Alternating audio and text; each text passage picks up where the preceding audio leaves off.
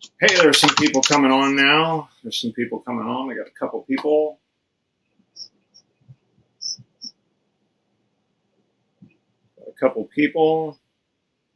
Definitely love people coming into this. How's everybody doing today out there? Everybody will be able to comments, and hopefully we can react to those comments and try and answer some questions if you guys have any out there. Definitely going to wait a minute before I bring Ben Dynice in until we get a few more people going on up in the feed, live feed. So today we're going to talk a little bit about the new tech we've got coming out, but we don't really want to bore you guys a bunch with those lights because you're pretty much familiar with lights, I'm sure, out there. So we'll talk a little bit about that. And then we're going to go ahead and start talking about some of our experiences in the industry, the way we came up in the business, where we think it's headed, and a bunch of different stuff like that. Still going to sit around and wait for a second until some more people get on the stream. So hopefully everybody is patient with us here. I'll wait till we get to 20 people. Or, that's going up fast, so maybe we'll be able to start here in a minute. We are going to announce the giveaway for our 3x3 kit from the Instagram giveaway.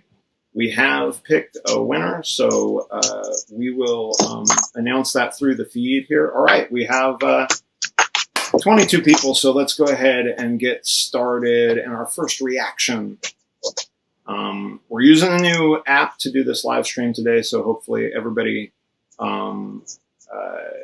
bear with us if we have any technical difficulties. We were doing these on Instagram, and they weren't working out super great on the audio problems and stuff like that. So hopefully this will be a lot better. So without much ado, I will bring in Ben Dynice. Ben Dynice is our CTO. He's also been in the industry for over 14 years. He's spent 9 of those years as a light programmer, and we're going to talk a lot about that today because that's a fun thing to talk about. I appreciate everybody coming, so let's get into it. Let's welcome Ben Dynice. Hello, everyone. I had to use the DJ horn. Oh, yeah. Nice. Yeah. Welcome, well, Ben, how are you today? Thank you. I'm good. Just sitting here in lockdown like everyone else. The lockdown mode. That's right. Los Angeles, we're still locked down for a little bit out here. Everybody's trying to make the best of it. Definitely a weird place to be as a business hub. And for everybody out there, we were talking the other day about how it's weird to try and sell people stuff when they really don't need to be buying it and all that kind of stuff. And then, it's a fun world to live in business-wise here because we're trying to be sympathetic to everybody and help everybody out. So everybody be healthy and safe out there. And I think that's enough about that stupid COVID. Yeah. Right? That's right. No, a lot of programmers, we've been setting up our lighting consoles in our house, getting time to play with different things. There's lots of skills training out there for programmers and for people getting into programming. So it's an interesting time of trying to occupy your time with training and improving your skills and getting better all at the same time. And now learning what technology's coming out. Yeah, it is an interesting time for you geeks to practice. Yeah, lots of tinkering and lots of it's weird to dig into different areas that you maybe didn't have time to dig into before as a programmer because when you're on set and when you're working is not necessarily the best time to be experimenting. I guess it just depends on the job in that regard. So. I think there's a group that even popped up on Facebook that's called my house is now front of house, and it's just pictures of people with their lighting consoles in their kitchen and their dining room table and things like that. So that is really great. Yeah, the proscenium is now your archway to your dining room. That's right. That's right. It's funny. You know, I feel like I've probably going to kick myself in the butt for not having had done enough while I had this opportunity to, hard to decide to even take a shower, let alone do some practicing of whatever it is that you want to do. But, I'm finally getting bored enough to go do all those things. So that's funny. Like, now I'm starting to think, wait a minute, what did I not think to bring home before I could last be at Quasar and all that kind of stuff? So, all right, well, before we get into some questions, I'm going to just shout out whoever's in here right now giving us questions. Christopher Williams, I see you. Jay Yowler, our partner Jay Yowler is up in here. Kelsey Nicola Jones is here. We've got a lot of people in here right now, so this is a lot of fun. So thanks for coming, everybody. So Ben, let me ask you a question. We're going to talk a little bit today about the new technology and stuff, but first I wanted to ask you, as a lighting console programmer, or now I think we call light programmer, right? Talk about the evolution of the classification for a minute. And then maybe we talk a little bit, we were going to first talk about product, but I want to talk about this a little bit first because you sparked my interest when you were saying kind of like about practicing and keeping up. Obviously programmers, certain ones might be good at certain things and good at other things. You have different kinds of programmers out there. I'll let you take it with that because really that second question is, do you practice?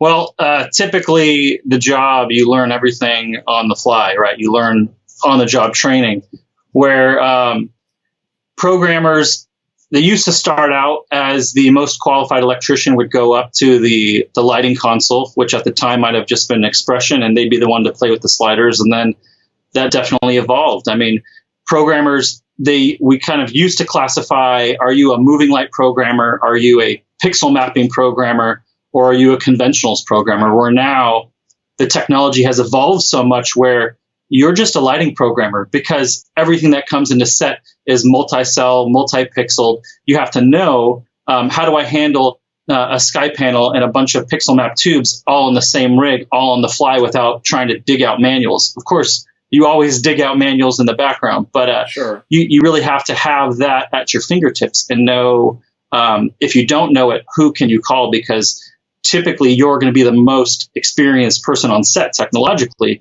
and that can definitely be a challenge. So I think the position has really evolved from the conventional side of, are you doing Parkans and Lecos, and can you even rock and roll those, to now you have your moving lights, you have your pixel map features, you have your LEDs that you have to tune to a frequency because now we're going high speed. I mean, it just gets more complicated in that regard. That's a weird, there's always that joke in our culture, like my phone has more computing power than the space shuttle had and all that stuff. Yeah, right. And now, like, every light has more computing power. Even the cheapest, crappiest stuff off Amazon has, all this computing power and all these crazy things that we all need to know. I was watching a video earlier that was kind of doing reviews of tubes and stuff. And it was saying certain things about these tubes, and it was all good, but it was kind of comparing apples and oranges as apples. And we know that you have to pick the right tool for the right job. So you wouldn't be, trying to take a Ferrari off-road or take a 4x4 Sure. on the racetrack. And I think it's important for everybody to know. So tell us a little bit about what it's like to face that kind of lack of understanding of the lights. Some gaffer once he saw the newest light at a trade show and he thinks he was told by the salesman it's the best light ever, it's going to give you everything. And then next thing you know, he's on set with you and you have to actually fulfill all those promises that were made to him by the sales. Yeah, I mean, going back to when the Sharpies came on board, everybody loved them. They were quiet, they were fast, but they had a lot of color limitations and they had a lot of zoom limitations, and people would be like, oh, I got 100 of this light or that light coming in, and can you make it this specific coordinate? And if a light couldn't do that, you were the one who said, oh, the light that you chose isn't going to work out. So it's sometimes you're the bearer of bad news where you have to say, this light can't do that. Would you like another one? Because that's the thing that a lot of gaffers who know their programmer and trust their programmer will say, hey, I need a light that can do X, Y, Z. Can you recommend something? Because typically programmers have used a larger array of products. So if it's like you said, if you want to, if you need a Ferrari, get a Ferrari. If you need a 4x4, if you're going through the mud, if you want something that will do that, then get that. I mean, there are some really big, powerful moving lights, but they're going to be huge. I don't know if I'm out of the frame here, but they're going to be huge and they're going to be loud. So obviously, if you want like a PRG best boy to do the job and you're in a tight quarters, well, that might not be the best fixture, even though it's bright and it's got full CMY mixing and all these different things.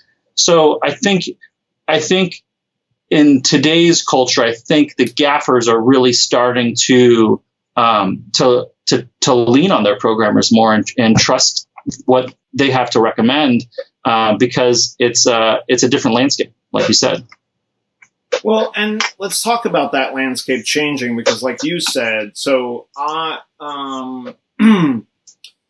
got in the business and at the end of 94, it was like 95. When I came over, I was living in Germany at the time, traveling around, and Jay Yaller, who is now, of course, partner with Quasar, but he's also my brother, basically my foster brother, if you will. He grew up with my family traveling around, and so he finally called me up and said, hey, I got a movie that's starting, and it was looking like it was going to go union, so I was like, hell yeah, I'm coming over.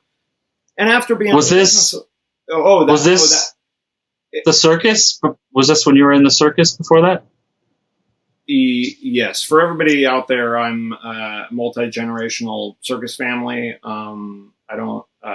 It's a long and complicated story. That one we'll maybe talk about that sometime because there's definitely a lot of fun stories in there. But yeah. Sorry, I was just asking if Jay was talking to you while you were still in the circus, or were you already in the non? No, I was definitely still in the circus. We were working on a circus in Germany called Circus Krone, and I had just turned 18, and when I was a kid, I was like 13. I went to visit my brother at Universal Studios, Florida. He was working on The Adventures of Superboy. And I was like 13 or 14, and my family all was staying in Tampa because that's where we winter quartered from the circus. And so I went up there and I visited him for a few days, and I walked around the set and so I helped them rig the lights and do all this stuff. And I was sold. I was already a big movie geek at the time. I was like, this is what I'm doing, much to the chagrin of my parents who, well, of course, when you're a circus family, you stay in the circus, right? So like, that's that whole thing.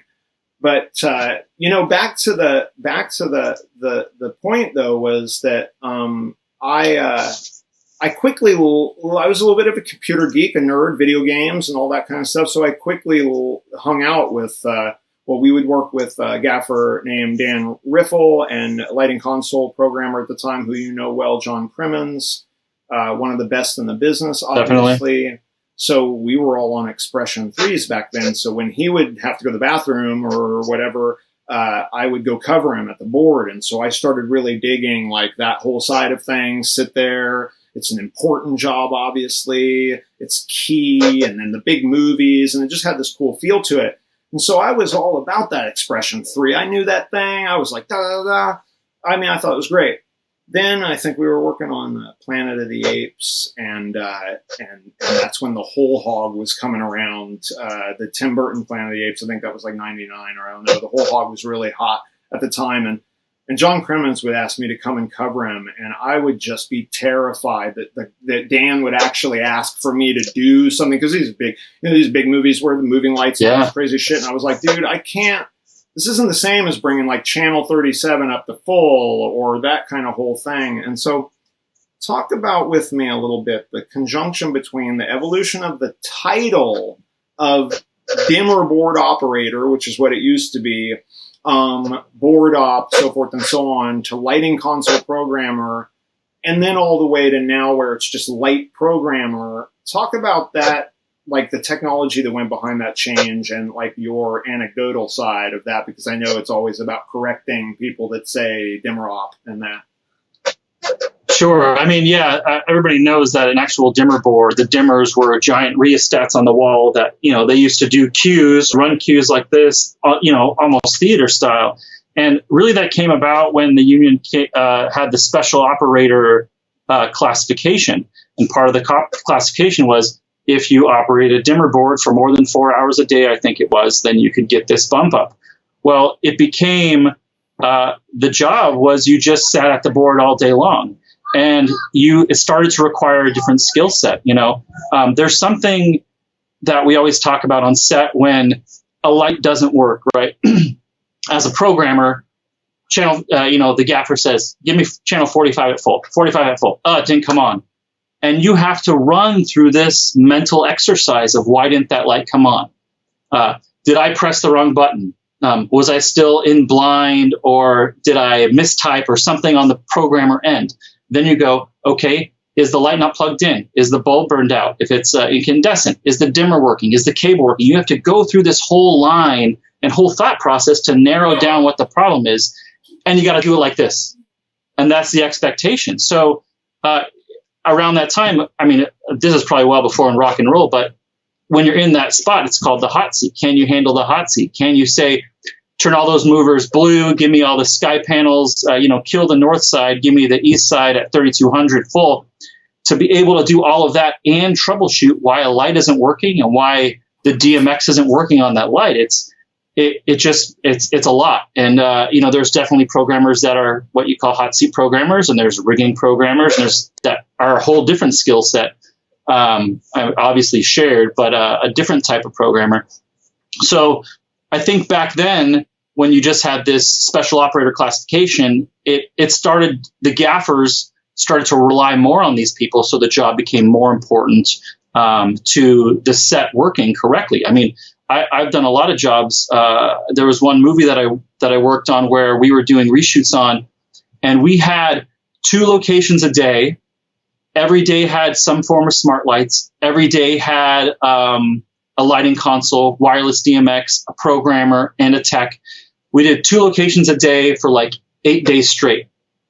Well, if the programmer is not in sync with the gaffer on what needs to be done, there's no way the company is going to move through that location in the 4 to 6 hours. So that's kind of on the higher end of how much the gaffers have had to rely on the programmers to help execute all these technical side things. So when we had the special operator rate, we then came up with this idea of lighting console programmer. How do we as a union, how did the union support the programmers to get what they're worth and the rate that they're worth when all the producers had a line item that said, nope, I have right here, it says special operator rate is XYZ.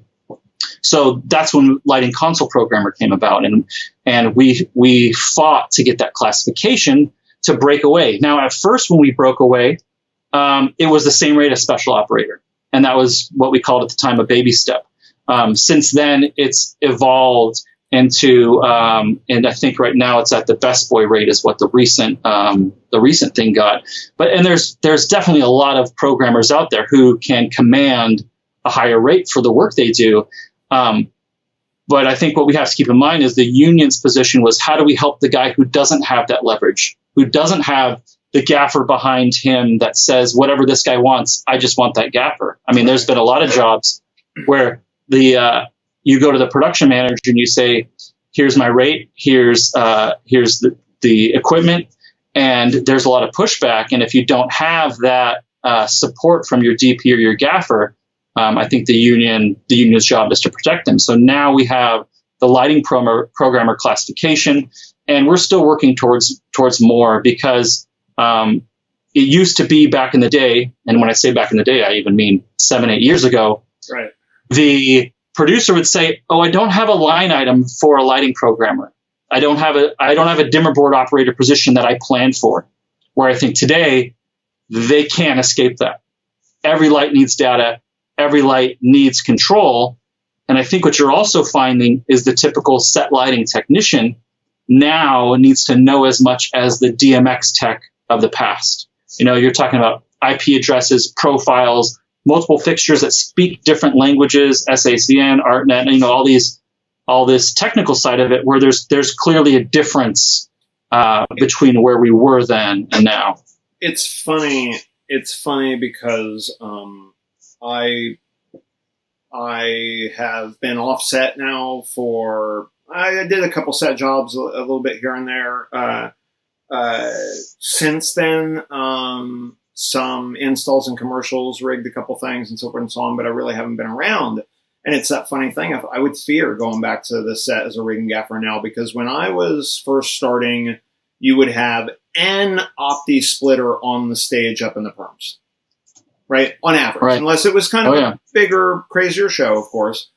And then when I kind of left to do Quasar, it was an opti splitter at every distro box and a few up in the perms and at least one BMX right next to that special lunchbox in the corner. Yeah. And all of that kind of stuff. I think that it's amazing how fast, like I've never had to rig sky panels, right? So like it's almost that weird thing of like how, and I know you work on set as a programmer still here and there, especially just to stay in touch. Do you find it's hard to keep up with? I mean, let me say this to everybody out there from Quasar's standpoint, because technology is moving so rapid, but we come from an industry where, well, you can still rent sky pans out there, right? And some of the oldest, zip lights and all this stuff that they're great lights. They'll never not be great lights. But there's this little bit of an edge, right, to it where it's like, well, now how long were those lights around? And you didn't really have to learn anything new. You were honed in on those lights and all of that way of doing it.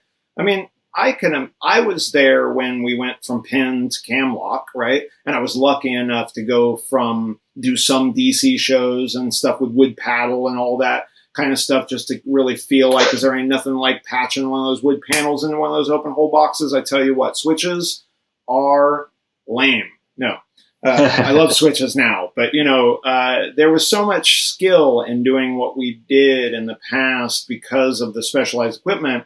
And it's hard.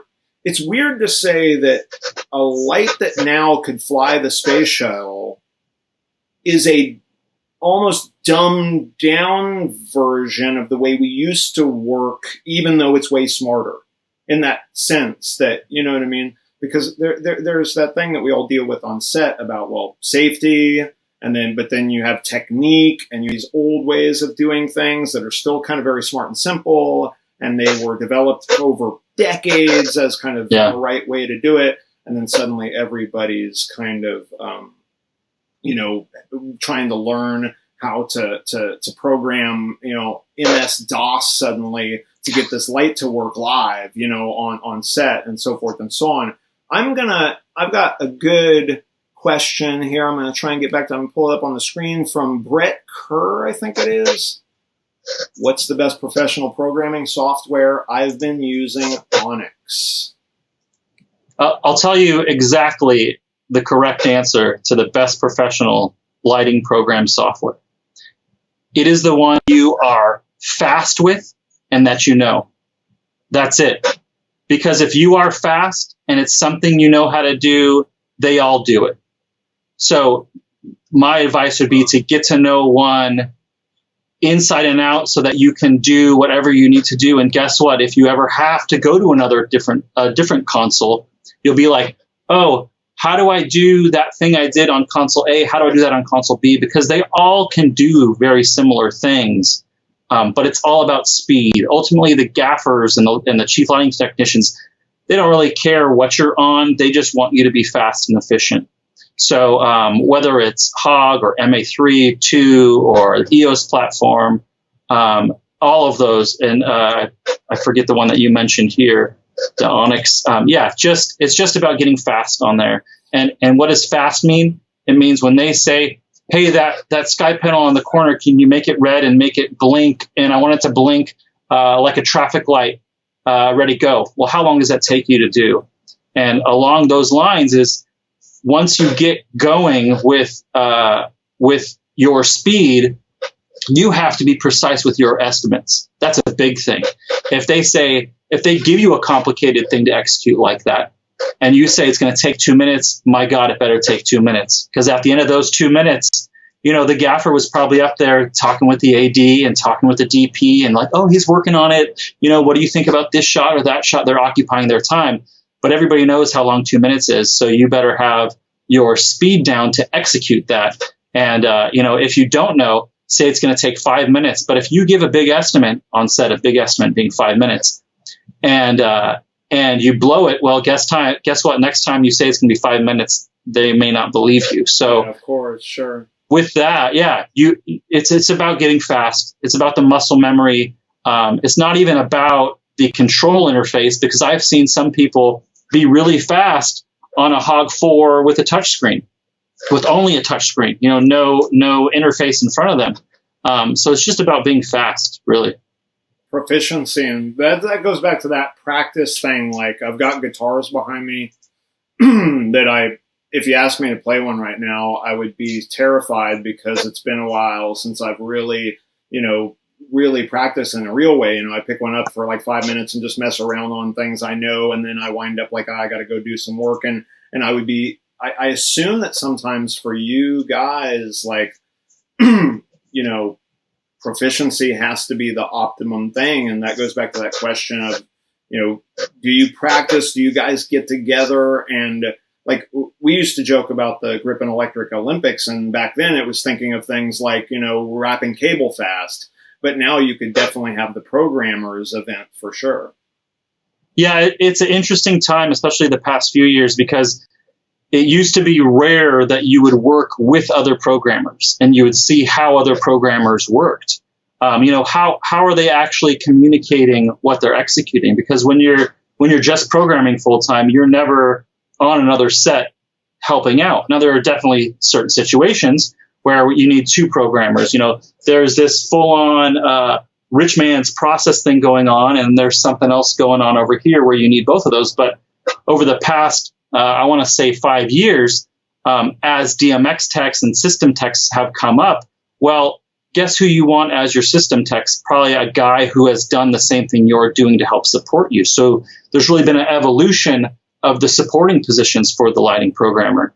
And on a lot of the bigger movies, you actually have a whole department of lighting control where you have your own guys that are in charge of doing the DMX profiling and all that, setting up the lights from the data point of view, where it's been interesting because you get to work with other programmers. You get to see how they're doing just simple things like labeling and how they're running their Cat5 and what precautions are they taking when they run data over 2-aught and 4-aught. Are there certain precautions to take? You talked about before about how at each distro we used to put like a universe at each distro, or the same universe at each distro, where now we're running data everywhere. You run a Cat5 cable, you put a path port at the end. Well, now you have 8 universes of whatever you want to select. And when you talk about proficiency, well, that's the type of thing where if you haven't done it, if you haven't been a systems tech or a DMX tech on that set, it's going to be hard to jump into. It's going to be hard to say, oh, what we need is this new piece of technology that I've never used. So it's become very helpful to go and be those positions on the big movies and on the other sets when you have the opportunity to get that proficiency up. That's a good segue to this good question from Aaron Postian. I'm sorry I'm not pronouncing that right because I am kind of stupid. He thanked you for saying this, Ben. The majority of gaffers don't ask the programmer. They just say, hey, I found this light. Obviously, then they order it, or the rigging gaffer orders it, or whatever, and then suddenly you might have found out about it the night before. Talk about the kind of hierarchy of that. I hope we're not boring everybody out there with this. It's fun to talk about on-set programming and all of this stuff. We will be getting to talking about the product and, of course, announcing the giveaway here soon. And whatnot. But Ben, what do you think about the hierarchy? Because I know that, like, I remember being a juicer, right? So maybe everybody out there will know this one. So you are having the best conversation. You're standing next to a 10K. You're having the best conversation you ever had with the juicer next to you. And of course, the gaffer walks up and you immediately, in the middle of your sentence, you stop, right? Stop talking. And you do what Perk you need up, to do. yeah. Yeah. Well, if you were asked to set that 10K by the gaffer and he's telling the DP a story about how he traded in his, Porsche 911 for a whatever, any gaffers out there with Porsche 911s, probably not. But anyway, you know what I'm trying to get at. And then you have to walk up, even though the whole show's waiting for that 10K, you have to walk up and just stand there until they feel like being done with whatever anecdotes they're sharing, and then they turn and they look at that. So I only tell that story not to be a jerk or anything to gaffers and DPs. It's just more about how does the hierarchy of, hey, I love these lights that you and the programming community know are horrible. How do you navigate that? Well, I think as a programmer, you're often thrust with either brand new technology or just what the gaffer bought. And you have to figure out, is your job to make this thing work, or is your job to analyze this technology so you can give your feedback to the gaffer? Because it could be either way. It could be, hey, I just bought 100 of these. They're on the truck. What do you think? Well, they just bought 100 of those, so you have to make it work. You have to play the politics of that. That's interesting. Yeah. Because also sometimes it may be the DP that just bought 100 of those lights. And I mean, we've talked before about the political minefield of being the bearer of bad news of, oh, that light doesn't have the spectrum to give you that result. Or, oh, I mean, the funny thing now is you're having to say, oh, that light is only DMX. It doesn't have SACN and ArtNet and Wi-Fi and Bluetooth. I mean, all this technology that we're jamming into these lights to give programmers and the lighting world all the options at their fingertips. The programmer has to be able to deliver all that information and do it in a very, hopefully nice way so that they get hired again. Because, like I said, sometimes it's the DP's lights, sometimes it's the gaffer's lights, sometimes it's the best boy's lights. You have to try and navigate that the best you can, because we all know that just because you're right about the answer doesn't mean it was the right answer. Right. Well, yeah. Politics. The assumptions that are out there that kind of muck up that hierarchy. We're going to move on to actually talking about some of that technology right there. So hopefully everybody will be able to stick around, and we're going to talk about our new lights and the things we've added based on Ben's. But another good question from Dean Covert here that I thought we would want to answer for some of these fine people in here. Ben, this one is a good one. What would you tell people who are getting in the industry, even independent wise? I know that there's a lot of apps out there now. People are using their phones on sets. The independent community, as opposed to the big, union community, is probably getting more used to controlling the lights direct without a programmer and things like that. I know when Luminaire came out, we were all kind of like, wait a minute, that's going to take the control out of the programmers. But at the same time, it even gives programmers extra options. So what do you think about Dean's question, and what do you need to know to get that to happen? So the question, what's the career path best from electrician to programmer? So really that's just about, in these days, it's just about embracing the technology and knowing what's coming out and what types of protocols there are and how to use them. Like I talked about before with speed on a console, if you're an electrician and you want to get into programming, the best advice that I ever got was offer your services for free and say you have to rent my gear, but I'll work for free because I'm just training. And try out those jobs where maybe they were going to use an app, maybe they were going to use an expression and say, hey, would you mind renting this gear from me? I'm going to have my single universe widget in a laptop, but I'll work for free so that I can learn that. Because there's no training more valuable than having someone in your ear saying, make it red now. Tom Cruise is waiting. What are you doing? Make it red, make it red, make it red, make it red. Because you can't mimic that sitting at your computer. Sure. And sure. I mean, as a programmer, I would never sweat. I for whatever reason, I would never sweat the pressure of do this, do that, do this, do that, make it red. Why is it taking so long? I need you to build this queue. I would never sweat that. The only thing I would really sweat was the console or the technology was failing you. There's nothing worse, and I know a lot of programmers out there can identify with this one. There's nothing worse than in the middle of a shot, Windows needs to update. No. Where you're just like, oh my God, I didn't even know I was on Wi-Fi. Why is this triggering? But that's the time I would sweat the most, is the technology is not doing what I want it to do. But going back to the question, yeah, find opportunities to work as a programmer on jobs where maybe they didn't need one, so you can get that experience. I think my first programming thing was they were going to use an expression, and at the time I was programming with an expression, and I got my single universe widget from for a Hog, and I had that in a laptop, and it was a Pizza Hut web commercial, and this was like back before there were web commercials, so it was super low budget, and I think I was controlling like Alico and like 6 Parkans or something. Oh yeah. But it was just that unique, and I think at the time maybe I didn't even know how to save a queue. Everything was live in the programmer. Like it was just one of those things where you just had to learn by doing and finding those opportunities. And because I think when electricians know enough to start programming it's going to take confidence in yourself to start doing it. And like you said, the other great way is being the cover guy on the bigger stuff, being the cover guy when the programmer has to step off to the bathroom or when there's a second unit and things like that. You just have to get comfortable enough to put yourself out there.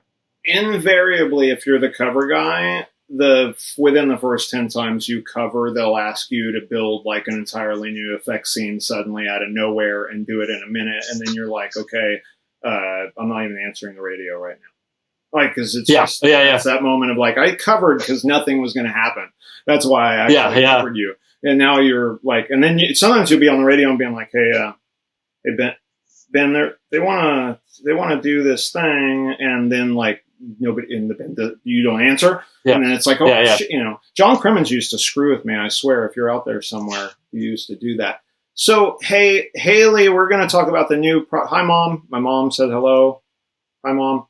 Awesome. Haley, we're going to talk about the new lights in a second, but I do want to get a question from Cole Vallis, I believe his name is. This is an interesting question for us to answer before we move around to talking about the product. Do you find that the industry is getting younger due to new technology and programming becoming more and more needed on set? I'm going to talk to that one too, but I'm going to let you answer first. Yeah. Do you find that the industry is getting younger? Well, that could just be the overall thing that the younger people are still thirsty. I don't know. This is kind of a tricky question. The younger people are still thirsty for that knowledge, and they're embracing technology more than, say, the older generation. I don't know how you answer that without getting in trouble. Why don't you? I'll do it. I'll do it actually, because I got shit loaded for this one. I often make the joke that when at 6 a.m. when the truck opens up, it doesn't matter what lights are inside. You are not stoked about it. Nobody's dancing around when they haven't had coffee yet because sky panels are in there or quasars are in there or anything is in there. And so I fear, this is about the technicians. I say this all the time. So I'm going to answer Cole's question by saying that if have already been in the industry a long time, I really do feel for you in a lot of ways. I think that you need to learn these new gear. Quasar, for instance, is very focused on whether it's apparent or not. We're very focused on something being somewhat easy to use when you interact with it for the first time, right? So this is a good segue to start talking about our new stuff. On the new lights, everybody, we put a feature on there. So on our rainbow tubes, the version 1 rainbow tubes, we did a front-facing display. We were kind of evolving our classic legacy tubes, and so many people put our tubes in soffits and Kinos and all these places you can't get to the back of the tube in those situations. So we put the front-facing display on there, and we knew that you were going to have to face the light by doing adjustments, but you can't always de-rig the light. You know, tubes go in weird places, so you can't always de-rig the light to get to the control screen. So we're like, all right, you got to put it on the front. And so we kind of started to realize after everybody was like, what the hell, guys? So we added on the new R2 fixtures, we've added this thing that we call the output enable button, but I call it the embarrassment control button. So all it is just the edit mode. You press this button and the light goes dark, and you can edit all the settings until you get the light to where you want it to be. And then you reactivate it, and boom, nobody had to, like, on set, had to kind of endure you going through it. You didn't have to endure you going through it either. But with the advent of that button for us, it's not an entirely original idea. Other companies have these kind of buttons, but I started realizing, well, yeah, if you actually have to interact with this light, you know, and you're like an old technician that really doesn't know kind of this stuff. I hate to be generational about it, but to Cole's question, it is true that, you know, my parents couldn't program that VCR, and I did it like that at 10 years old. You know what I mean? So I think that there is a generational part of it, which is unfortunate. But I think also the lighting manufacturers are on the hook for making sure that when the DP or the gaffer just says, hey, Bobby, go over and make that new, Quasar, Epic 1937 light, turn it yellow, and then you walk over and it looks like the screen from the actual original space shuttle we've been joking about. And it's just, how are you gonna? So we added this disable thing, so you can disable that. And then even if you're lost in the menu, nobody else is going to be able to really tell, and and that kind of stuff. So maybe there's a good talking about that technology. Sure. I mean, that's the old idea of, hey, give me a 10K right here that has 101 yellow on it. Well, you don't turn the light on until you have the 101 yellow in front of it, because nobody wants the set to get hit with some other color, and then the DP staring at the gaffer going, you don't know what you're doing. Yeah, that's supposed to have yellow. Yeah. So I think for us, we wanted that output enable button so that when you turn the light on, one, it just doesn't blast with whatever the last look was. And two, when you go and make changes to it, you can walk up to it, turn off the output, change it to blue, 3200, 50% saturation, yada, yada, and then hit it back on when it's where you want it. Well, on that note, so we're going to go into talking about the new technology, but we are going to announce the giveaway right now, Ben, because I don't want to keep them trapped here. If they're only here for the giveaway, although I like hearing us talk, maybe you don't. So if you're only here for the giveaway, we're going to do the giveaway right now. So what we're giving away, we teamed up with Honey Crates, one of our favorite companies out there, Honey Crates. They make kick-ass soft goods. You need lighting control devices, rags, all of that stuff. Go over there and see them. They're really great people. So they teamed up with us. So we're doing a 3x3 Q-Lion kit. And awesome. It comes with a full set of the Honey Crate control grids. This is going to be fun. I think this is going to be a great kit. This is an exciting thing. So without further ado, let me just pull it up on my phone, make sure I get the winner's name correctly. Okay. And the winner definitely is... I don't know if that was an annoying drum roll or not, but no, hit it. I like it. The winner is Stephen.Cleveland. Stephen.Cleveland. I had to do the DJ air horn. Yay, everybody. Stephen.Cleveland. We'll be reaching out to you and getting you hooked up with this whole package. I think you're going to love it. I thank you, and I thank everybody who played. I know a lot of people were hoping to win this one because it's a really good lighting kit to have around. It's really expansive, so go check it out. If you didn't win, go check it out.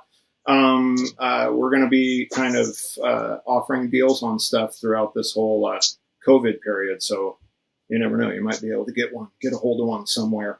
That's right. So thanks everybody for coming in. We're going to keep talking a little bit. Hopefully everybody will stick around and kind of like hear us talk. We're going to go over the new equipment that we have coming out, and I'm going to start talking about it right now. So we have 3 new exciting systems coming out. We have more than that coming out, but I can't talk about certain things, unfortunately. So keep an eye out this year, all year, for new stuff from Quasar. And if you have questions like, how come you guys are not doing this or that yet, just wait. We definitely have some exciting stuff coming out this year. The first 2 products that we have coming out, the R2, we can talk about that for a second, Ben. We know that the R2 is an upgrade on the Rainbow 1. So let me go into a little bit of tell everybody where we're coming from with our products. So when we first started seeing tube lights come on the scene, our partner Jay Yowler, he had been using fluorescents for a long time and rigging them all over sets as individual. We made all these, because I used to work with Jay on set, so we used to make all these harnesses, and we were putting single tubes everywhere, and he would construct and manufacture these big fluorescent lights that were like 28 bank fixtures and all these crazy big fixtures and stuff like that. Just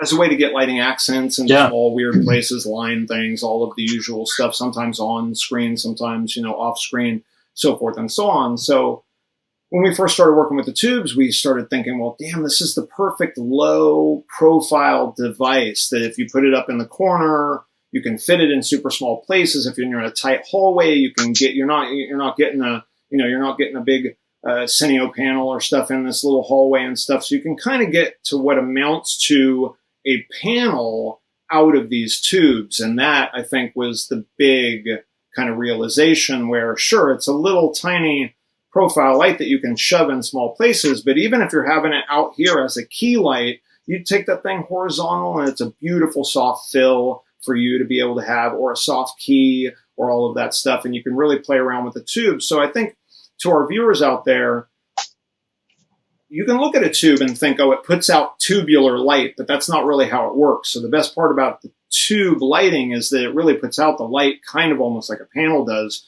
super soft wrap, but it has a much smaller aperture to it, so you're not taking as much room on set and so forth and so on. So the R2, we wanted to add some fun new features to. So Ben, do you want to talk a little bit about the new features the R2 has? Yeah, I mean, with the R2, the big thing that there's a couple things that we were adding to the light that to make it better than the Rainbow, our previous tube light. The first one was pixel mapping. We wanted to offer more options for the user to do different effects, to be able to make the light more versatile. Along with adding more pixels comes more control. So now you had a light that maybe was anywhere between 8 to 12 channels. Now it could be 8 to 12 channels per pixel. So if we wanted to add pixel mapping, you had to add some type of IP-based control.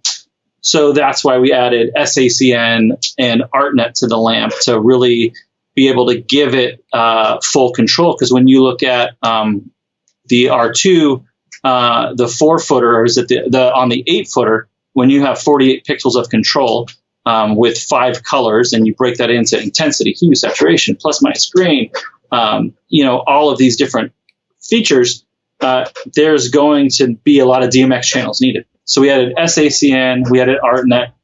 We also added the TMO2 chip, which will provide Bluetooth control of the light, and added Wi-Fi. So the reason we wanted to add Wi-Fi was for those situations where you just have a lamp in the corner of a room, you don't have a giant lighting console, but you just don't want to go up to it and and have to control it manually, you could do that through Bluetooth or Wi-Fi.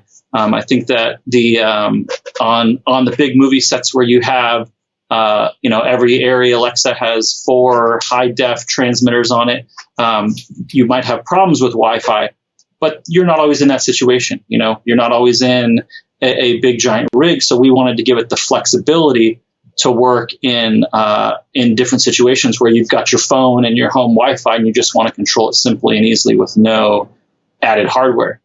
So we added the pixel mapping, we added the SACN, the ArtNet, the Wi-Fi, the Bluetooth. We added the output enable button that Stephen was talking about earlier. We also, in upgrading the processor to be able to handle all this, we are also adding multiple languages. We're doing update over just a USB drive, USB-C drive, and the end cap. We're really trying to make the light work in all the ways that you want it to work, because that's the biggest thing as a lighting manufacturer. You hear these questions of like, well, why doesn't the light do this, or why doesn't the light do that, or why do you only have this one profile it works in? Well, typically, going back to the programming side, programmers tend to choose the RGB mode or the HSI mode just as the way that your brain thinks.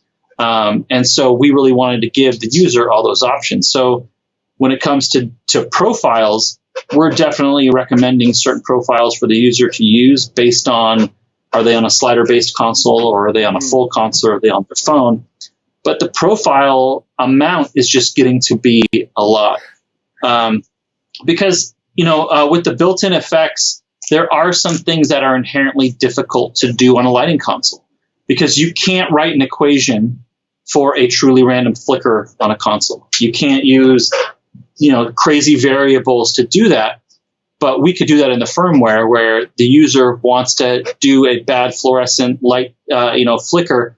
Well, we can write that into the firmware, so we have control over those effects. Well, now you want that flicker to be 4000K, 50% desaturated, and towards blue or whatever. There just becomes a lot of parameters to achieve that. So we're adding more profiles in there to give the users more control for when they need it. And of course, you can take the light all the way back down to just be straight 5 channels if you just want RGB 2000, 6000 control. So we're really trying to give the users the flexibility. One of the other things that we've worked really hard at is to get true 1% dimming. And as we keep developing and keep pushing forward, so far 1% is imperceptible with your eye, and I think that's a good start. So if it's imperceptible with your eye, you put a camera on it, you'll start to see it, but then you can get real ramping up of the diodes, and that just comes down to what technology are you putting in the lamps, and what are those pixel drivers you're putting in the lamps to be able to do that. Really, we focused with our lights being able to have high output, but that doesn't mean you should sacrifice being able to do a nice smooth dim on them. So, we're really trying to take... And let me break in there real quick just to say for everybody out there, this is an important one for us. Technology is going so fast. So we were always afraid, like somebody, Christopher Williams asked about the hammer that was supposed to be out by now. That's not the way he put it. I'm putting it like that. You know what? We decided to redesign it because we saw things already coming out that were kind of like it and inferior to the way we wanted it to be. And so we were like, no, we're not going to chase this kind of game anymore. We're going to make the lights the way they really should be. And the problem with that can be that by the time you get the light out, it's obsolete. It's getting to be this crazy level in that kind of way.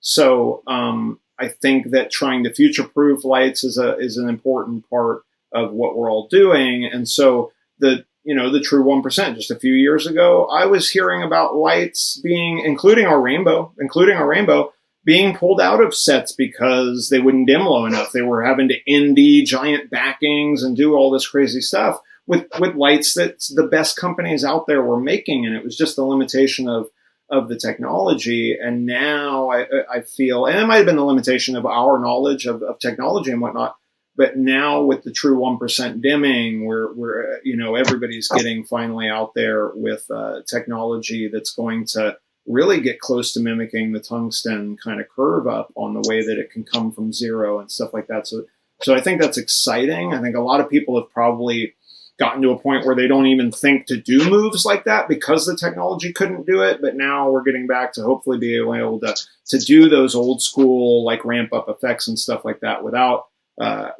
it being totally apparent that the light is not capable of it. So definitely the true 1% thing is a big push for us. I mean, it's so funny. If you'd have taken a sky panel, I probably say this too often, but if you'd have taken a sky panel onto set in 1995, heads would have exploded clean off people's heads, right? Yeah. And now it's just, how come the yellow is not saturated enough? It's like, okay, it's hard to connect all these two things because, I mean, speaking of generational, we had a good question I want to get to. I know that we were going to talk more and more about the product, but a good question, Christian Dane, I'm sorry, my own screen is blocking the question, so it's hard for me to read it. I'm a 52-year-old DP and keep up with all the tools and parameters possibilities, because if I don't, how can I estimate time and understand what I'm asking for? Very good position to have, and it is true that I feel I'm gonna get into the weeds just for a second. That I don't think that DPs and gaffers really knew very much about light. That's an accusation. Before that, I never did. I never knew anything. It was just put quarter O on it if you wanted it to be warmer. Put blue on it, and all this stuff was kind of predictable in their heads. Like you knew what that film with that light, with that gel, with this lens, with this filter, and that I mean, it was kind of just such a trade. It was also automatic, and now we have all this technology that just doesn't work the same. It blows that out of the water, and everybody has to now almost relearn how to be what they are. Like Tim Kang, our color engineer, says it best that, you shouldn't have to think about that stuff. You should only have the thought to product ratio and not have to do all the math on set, because you didn't get in the industry to be a color scientist. You got in the industry to be a DP. Now you do need to know about light and color, obviously. But at the same time, do you need to be like a light scientist? That's not what you got into the business to be. And there is kind of a little bit of the manufacturers are all on the hook. Quasar, everybody's on the hook for making sure we get back to that predictability, so that you don't have to be a scientist in order to be a good DP.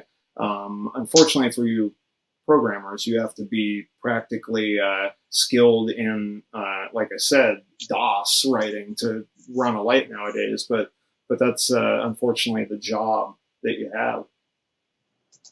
Yeah, what's funny about when you talk about predictability of lights and the 1% thing is it's funny that one of the tricks we've done as lighting programmers is when you need to do one of those smooth ramp ups, the hard part was always the 0 to 1%. So you'd leave the lights at 1%, talk with your gaffer and your DP of how they're going to solve that in camera, but start at 1% and then ramp up that way. And that's just a funny concept, because when you think back to big, large tungsten lights, like you're talking about 20Ks or even just space lights, a lot of times you'd leave them at 1% to get that filament glowing, so that when you struck them on, you hit them at full, they would respond a lot better. It's funny that how that concept somewhat applies to LEDs, not in the tungsten igniting, but just in helping it to be smooth, because obviously tungsten is naturally smooth in that regard. So, well, I mean, that's funny though too. I want to interrupt you by saying you just made me think of something. Big tungsten's not. So you get a 20K, you got to warm it first. You got to make sure that the bulb, not only that the bulb's been warm already, you might even have to glow it for that ramp up, because you're going to wind up. I mean, even sound has to worry about you doing those moves on set really close to the, because that bulb is just going to go and like have that resonance and all that stuff. So it's funny, a lot of LED problems really aren't new problems. The color, Right. we've been working on HMIs forever. We used to test bulb after bulb on the lamp dock to be like, I mean, I guess that's the difference, is that you could change the bulb if one was too green or too magenta, or get them all to match at least, and all that stuff. But LEDs aren't really giving us that new of problems. They're just more exasperated maybe from what it was with the more analog technology. But yeah, it's so crazy. Now, somebody, Aaron Poshin, Poshin, I'm going to say that your name is. He asked a good question that will get us back to talking about the lights a little bit. He says, you're doing all the right moves. Question, battery. Now, this is a little can of weeds for us, for everybody viewing out there. We really wanted our lights to be kind of high output, low profile lights. As professional lighting technicians, it took us a long time. Although we do make a light that's got a battery built in, it's kind of a very simple bicolor light that we thought was perfect for that kind of tchotchke use. But then our big pro lights, we thought, well, why would anybody ever want the batteries inside? Because when the battery goes dead, the light's got to be pulled out, and then you have to like have a second light and all this stuff. And we never really thought that our lights would necessarily be used on camera in the way that so popular tubes have become, where you would want them to be 100% wireless. So I guess I'm going to answer that question by, we've got stuff coming down the pipeline that you guys will really, really like, that will answer kind of that question better. But based on the R2 and the RR, which I want to talk about next for everybody, is we wanted external battery on this stuff. So the idea is that, battery goes dead, you can swap that out on the back really easy. We've got battery plates. We've got a new Asean system where you can mount the battery plate wherever on the back of the tube you want. You can get off board with that battery if you need to get weight reduced, because obviously all the lamps that have batteries inside are very heavy. There's a lot of kind of issues with having batteries inside. Obviously, I'm not saying we're definitely going to be coming out with some stuff, but the R2 and the RR, we're hoping we're going to leave the AC power input on those so that you can still get that super high output that Quasar's already are always offered, as well as some of these other advanced kind of features. Yeah. Ben, do you have anything to add to that? No, I mean, I think you kind of covered it all. Really, it kind of goes back to what you were saying before about, do you need a Ferrari or a 4x4? You got to pick the right tool for the job. And if there is some on-camera stuff that you need to be wireless for that one special day, I always said, well, then rent it for that one day. But if you want lights that are versatile for daily use, that have the output that you need, then get the tools that do that. I think our perspective has always been to build products that we want to use on set. I mean, that was the whole genesis of the company was, I want a light to do that. Maybe other people want a light to do that. Let's make that. So just going into the technology side of that, I think that's our focus, building lights that we want to use on set and that have all the features that we want, lighting professionals in the industry. That's a good answer. I definitely would say the same for us. It's all about the longevity of the lights. I know that we're even afraid of the battery lights that we make ourselves, because it's really hard to make the system so the batteries swap out and all the regulations and stuff like that. So you wind up getting these lights that after like 18 months are basically trash because they won't charge anymore. And this is kind of the big reason why we wanted a line of lights that didn't have batteries inside, just to be that kind of long-term vision of lasting. And I'm sure every company, Astera and all those other companies are starting to work on these solutions to these battery issues of them being built in. We certainly are. So I think, to everybody out there, there's still so much stuff that's going to come from LEDs. Don't think that it's capped out yet. It's going to get even more crazy. I want to talk about the R2 for a second. I mean, not the R2, but the RR for a second. What we normally think about as the tubes is a super low profile device, but I was kind of getting to the point where I wanted to use the stuff that we had developed in our lights in different form factors. So I think that the RR is the first time we really thought, hey, let's take our 8-foot tube and cut it in half and put it side by side. And that form factor started to add all these great elements that we were frustrated with the single wide tubes, which was you could now put the controls on the end, which was much more elegant. You can put all the connectors on the other end. Yeah, show them, Ben.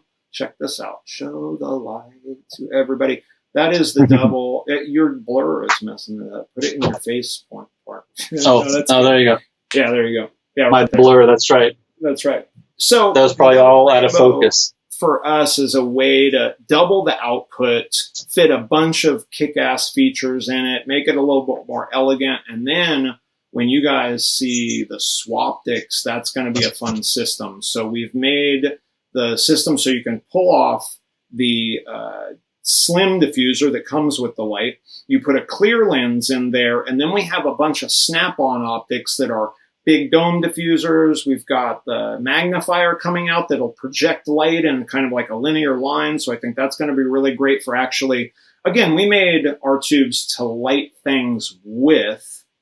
So we're hoping that these new accessories will help everybody kind of get to the point of realizing that tubular or linear fixtures are really great for doing all the things that you would select like a larger light for, like a panel or some kind of thing like that. So again, we're still trying to focus on making kind of a light fixture that is low output. So the RR is kind of, it's a little bit my baby, I admit. I thought of the idea. I was like, ooh, let's make a double wide tube. And so I hope everybody really likes it out there. I think it's a lot of fun. Anything about the double rainbow that you would like to mention, Ben? Well, one of the things that I've been working on recently is how you can use a double rainbow different than a rainbow. When you consider that a single tube has one row of pixels, this has 2 rows of pixels. Well, how can you now do more dynamic effects that are using both lines at the same time, both rows and both pixels? I think it's going to be a more versatile tool for that because, imagine one effect that we've been working on is what we're calling the highway effect, where you have one row that's going by slowly and then you have another row that's, zooming by quickly. Well, there can be a lot more options for using a light like that. And overall, when you're talking about double the output of a normal tube, or near double, just the versatility of a double rainbow, I think, will overtake the single tube when that amount of confined space is not needed. It's like, hey, in that space, let's put a double rainbow. Oh, you can't fit that. Let's just make it an R2. I think And I'm hoping, from our perspective, for everybody that's going to have to use these dumb lights that we think up, I'm hoping really that it really doesn't ever have that question. I mean, for me, the design of the double rainbow is still to try and have it be, thin on profile, if that makes sense, and then start to expand it the other way. So you can still get it up against things and really tight. So we're hoping that that the double rainbow will just be as overall useful as our original lights, and then definitely going from there. Yeah, and with both of these new products, we're introducing what we call the Asean Rail, and that's this rigging rail because, like we said, we came from the technician background of how we're using these lights. We wanted to offer a way for users to be able to rig these in all different kinds of situations. So we have these Asean rails that are built to the NATO standard that run down the back of both products. Oh, I forgot my blur is crazy here. Put in, that's right. That's good. Anyway, so this rail down the back, it's got some mounting points. You can do the slider on it, which is this little block here. I don't know how I turn my blur off on the fly. That's right. Is this registering? Yeah. So anyway, and we have our rotator block on the back of it as well, like a little gobo head, because we really wanted to give the users all of the options to rig this in the best way possible, to not have to to not have to figure out how they're going to grab this light and to get it into those tight spaces, but to, throw a knuckle, throw a baby plate on the wall and be able to really articulate it the way that you need to articulate it. Yeah, that's definitely the great part about it. It's so funny. Like, I tell this story all the time, so anybody watching might have heard me say this one before, but Quasar started out as a light bulb company. LED light bulbs. We were like, oh, good color, flicker free. That's how we can stop lifting cable so much. We can sell those things. And so, I think that's kind of naively where I thought that would be. Like, oh, yeah, here's some tubes. You can put them in your Kinos. You can do that kind of stuff. And then, of course, we start seeing everybody using them as standalone fixtures and asking us, how do I mount this thing? How do I mount this thing? And I'm like, a Cardellini, I guess. I don't know. And so right. I think that's where we eventually started evolving that Asean system for everybody out there. Because out of the box rigging hardware is obviously the way you got to go. So this is kind of almost like a yoke or bail for our tubes that allow you to get it anywhere you want and slide it quickly and easily. Well, we have been on here now for over an hour. I know that everybody is. Let's see, how many people are still out there? We got 48 people still on watching. We've got lots of great people still commenting. I wanted to just take a second to thank everybody out there for coming to this little event. I don't know if anybody has any other questions they want us to answer. Aaron, I see your reply to our answer to your question. I do appreciate that. Swap the battery, not the light. That's what Aaron said. So, like I said, I want to really thank everybody for getting here to speak just a little bit more, right? Because we still have some people hanging out, and I'd like to talk about something kind of abstract. Where do we feel like the business is headed, Ben? What do we think is going to happen here in the next couple of years with the technology and what's expected of us as technicians on the set? Well, I think chiefly LED lights are three things, right? They're the diodes themselves, they're the shape of the light, and then the software. And as the technology has been evolving the past 5 years, we've seen the shapes change. You have the sky panel, you have the 360, you have different size tubes, you have different panels. You see the shape changing. You saw the software expanding. No longer do lamps just have one profile. They now have built-in effects. They have DMXable effects. And then the latest push with that is the diode evolution. So originally things started way back when in just RGB. Then they went RGBW. And now we're expanding beyond that, where there's lime and mint and all these different types of white light, where right now we're seeing the new products of a lot of companies really explore the diode side. So the question is, where does it go from there? Do we get to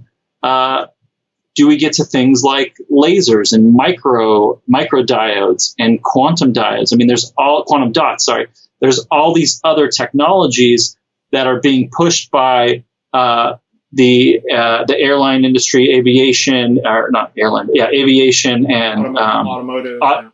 Automotive. They're really pushing the technology, and then we are seeing how we could kind of adapt that. I mean, I know that there's phosphor covered lasers that are coming out for headlights in cars and things like that. So the question is, how will that impact the motion picture industry? Will we see LEDs go to the wayside for something else? I don't know. I think we're in a color revolution right now.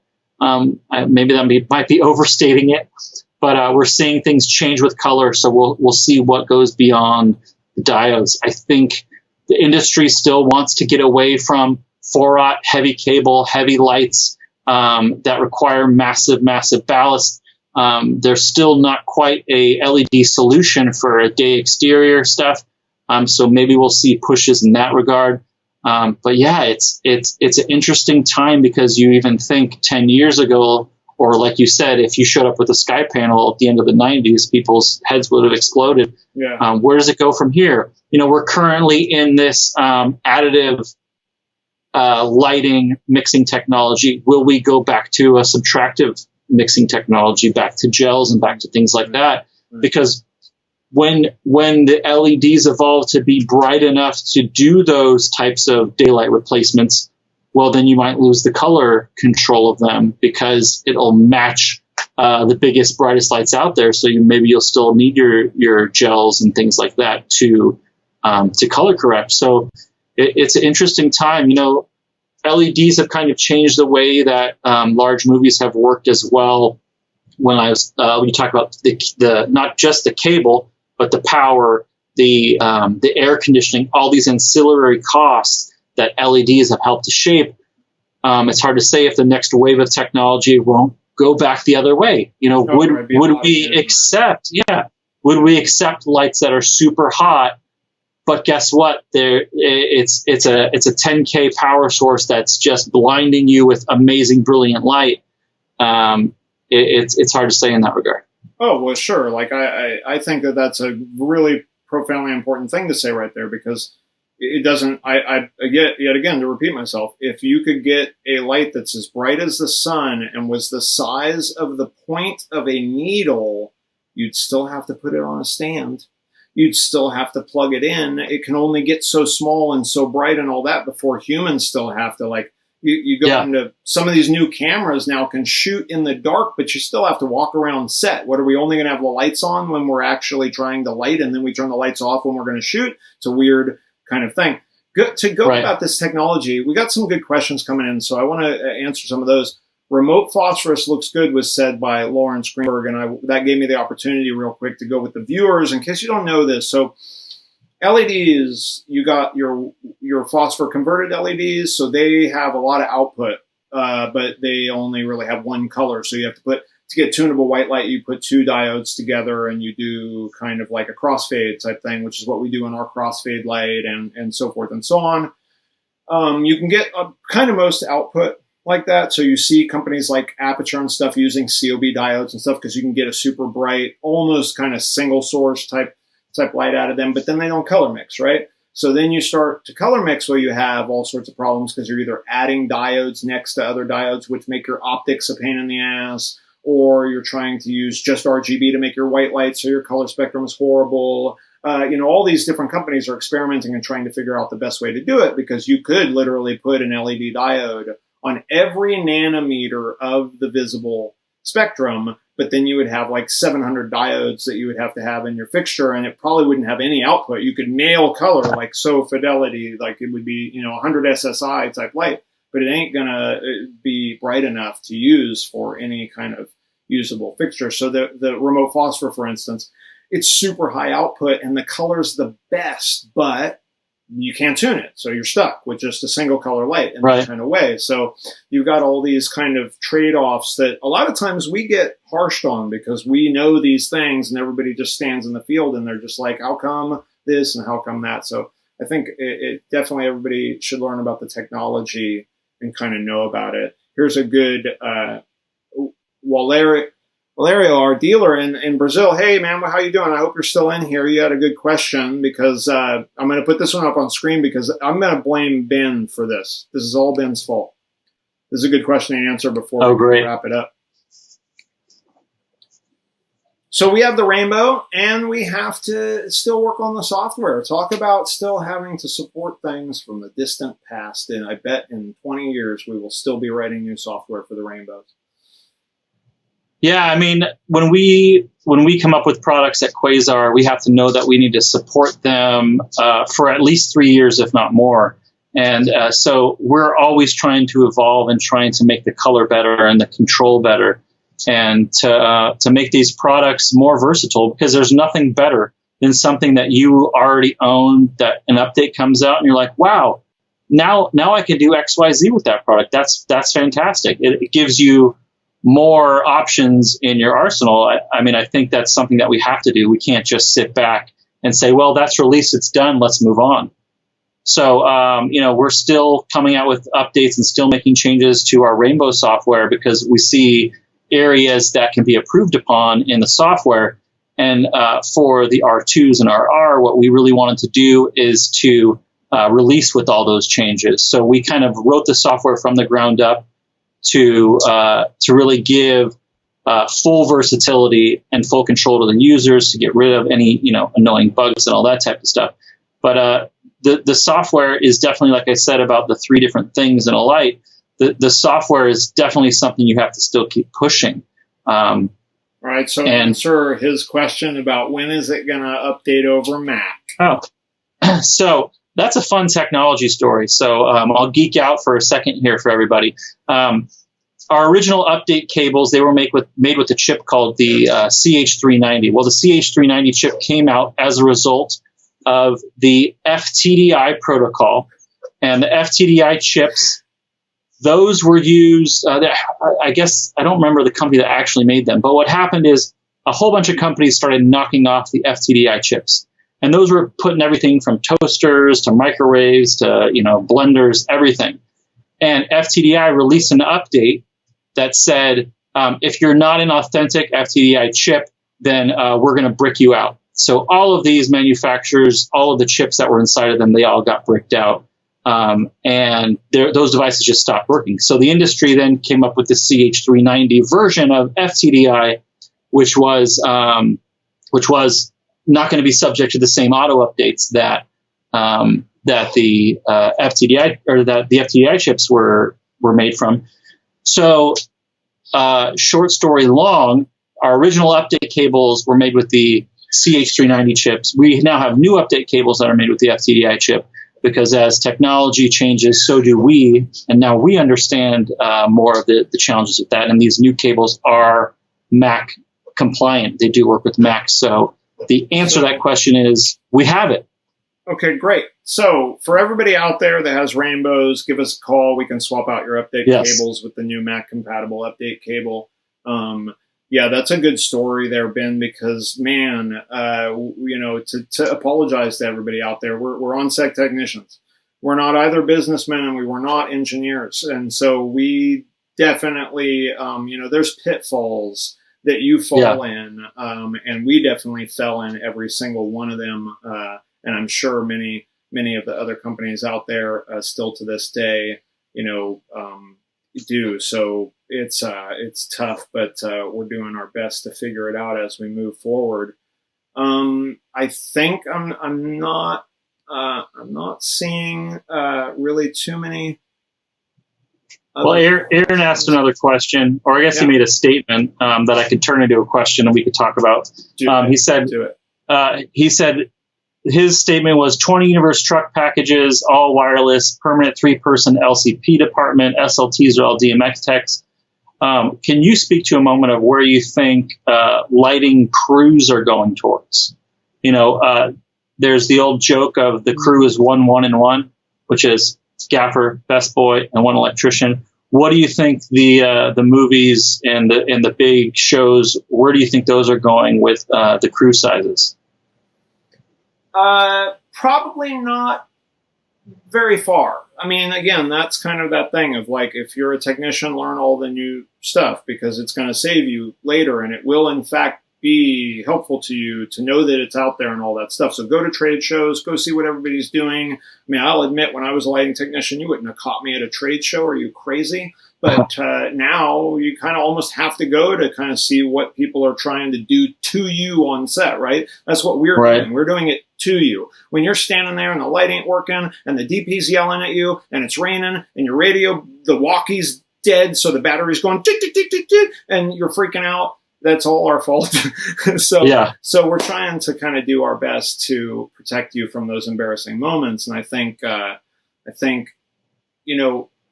you always have that fear of like the workforce and technology. I mean, obviously we all love cable carts, but they definitely might have put some people out of work. So I don't really know how to go down that road. So when you start talking about all these kind of super efficient lights, everybody's like, oh, well then we won't need the 4-aught and the 2-aught and all that stuff. But yeah, you get enough of these hyper efficient lights stacked together and you'll still need the 4-aught and the 2-aught and all that stuff. I think what's going to happen is going to change, right? So for instance, if you're going in to shoot a diner, right, for half the day and then you're going to do a company move, maybe, if it's a simple show and set deck doesn't have to get in there the day before, maybe 728 or maybe the electrical crew won't have to pre-rig it, but So then you ask the question, well, what about the rigging crew? What about those guys? Well, they'll be there that morning installing all the battery packs and putting the lights out that are going to run on those battery packs and all that stuff. And those battery packs are just as heavy as all of that 4-aught. I think what the technology is going to continue to do for everybody is make us more nimble. It's going to change the economy of the business a little bit in that way. But it's even harder and more complicated than ever now in the sense that get trained on the equipment, be awesome at your job, tackle it, pay attention, learn, all that stuff. I don't think you'll be really too worried about whether or not your job goes away because of the technology and things like that. Sure, it's going to change and whatnot, but they're never going to stop. You know, I don't need 30 18Ks outside these windows, said no DP ever. If you need 30 18Ks, you're going to have 30 18Ks out there. And so whatever LED light replaces those 18Ks, 30 of them is still going to need a generator and cable and all that stuff. So I think that I love what's happening with mobility, battery packs, and all that stuff. You're going to see lights. We're working on it ourselves. You're going to see lights that are giant, just running off a little battery block for 2 hours outside of a set. And you're going to love to death the way your job changed from having to come in 2 hours early and hustle a bunch of cable around the building. By the time you're done, you're all sweaty and shitty. You haven't had a donut or coffee, and the gaffer's already yelling to turn all the sky panels on, and you're just like hell. So I think I would welcome the change of walking in and turning on a battery pack and kind of going. So not that I'm saying it's going to be that simple. That's a naive thing to say, but I do believe that the technicians, as long as you keep up with the technology and make yourself proficient on set, right? If you think you're just going to stand around and kind of like, you know, lug shit now, I don't think that's your future.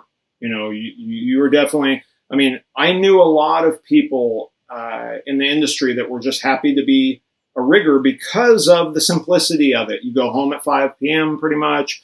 You know what you're going to do all day. You don't really, it's not very complicated and so forth. Now if I as a rigging gaffer tell you I need you to address all of those quasars over there, here's the numbers, blah, blah, blah, blah, blah. You got to be able to do that stuff now. So you can't escape it. I guess what I'm trying to say is you can't escape the technology. And so learn how to use it. I think we'll wrap up this. Well, there's one thing I want to say on that end. The one thing you'll still won't be able to escape is when Video Village needs 4 heaters and then a hairdryer comes onto set. You still got to figure out how you're going to give them a full 20 amps or 40 amps that they need for that. DC hairdryers, everybody get on it. DC hairdryers. DC hairdryers, or what about ones that take like a Makita battery or a DeWalt battery that, you know, snap into the bottom of it? I mean, sure, it'll last about 30 seconds, I'm sure.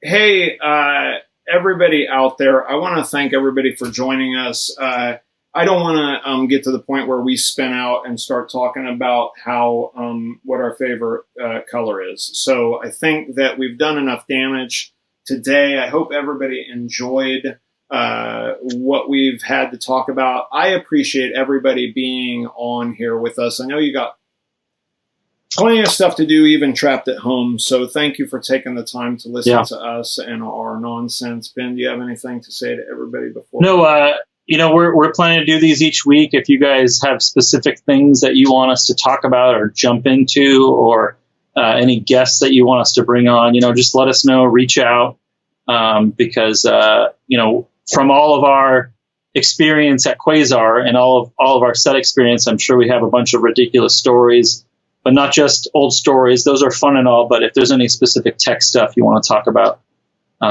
just reach out, let us know. People still coming in and loving it, and I'm glad that everybody was here. I hope we didn't bore everybody to death, for sure. I think we could talk for hours about wonderful stories, rappelling from condors and trying to avoid live gunfire on set, but we're gonna, I think, leave it at this one for now, and hopefully everybody enjoyed it. Please go subscribe to our YouTube channel. Big thing for me personally, we launched a new kind of little advertising series with some puppet friends of ours, and we hope you guys enjoy it and check it out. We wanted to do something fun for the industry and kind of hopefully make everybody laugh in this time of despair. So everybody stay safe out there. Please go check it out. Hopefully it lightens up your day a little bit. And everybody, I guess, stay safe. Thank you, Ben Dynice, for coming in and spending the time with us. Thanks for having me. Yeah. Absolutely. Right on. And thanks, everyone. Next weekend, we have a super special guest. So please stay tuned for next weekend. It's going to be a really great show. I'm not going to blow the surprise yet, but we have a good Gaffer friend coming on the show with us, and he's going to talk about all sorts of fun stuff. So keep a lookout on that. We will be airing new episodes of the Puppet series every Friday on our YouTube channel. So please check that out. And yeah, that's it. It's so hard to say goodbye. Thank you, everybody. Yeah. Thanks, everybody. Take it easy. Take care. Let's do some wait 1 second. Oh. Did you take a picture? All right. Thanks, everybody.